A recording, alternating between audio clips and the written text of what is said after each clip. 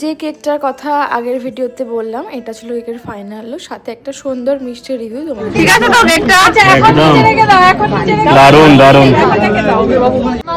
বলো পুরি এনেছে খুব সুন্দর হয়েছে, খুব সুন্দর হয়েছে, যেটা চেয়েছি আমরা সেটাই পেয়েছি। শেষ নয়, কেকটা নিয়ে যাওয়ার জন্য আমি প্রপার বক্সও পাইনি, লাস্টে এইভাবে প্যাকেট করে আমাকে নিয়ে যেতে হয়েছিল। আর সত্যি বলতে ভাই ছিল বলে, না হলে একার দ্বারা এত বড় কাজটা করা খুব কম সময়ের মধ্যে একদমই পসিবল হতো না। তার সাথে ছিল আমার অনেকগুলো অর্ডার, যেটা আগের ভিডিওতে তোমরা অলরেডি দেখে নিয়েছো। এই সময়টা ভীষণ ভাইটাল, মানে একটু এদিক ওদিক হলে কেকটা ভেঙে যেত, নষ্ট হয়ে যেত, আর ডিজাইনটাও পুরো মানে ঘেটে যেত।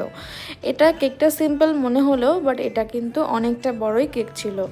আর এটা সামনের যে ডিজাইনটা পুরোটাই হাতে বানানো, সেটা তোমরা দেখেইছো। আর সামনে এরকম প্যাটার্নে ফন্ডেন্ট দিয়ে নাম লিখে দিয়েছিলাম। ভিডিওটা কেমন লাগলো অবশ্যই জানিও। দেখা হচ্ছে খুব তাড়াতাড়ি।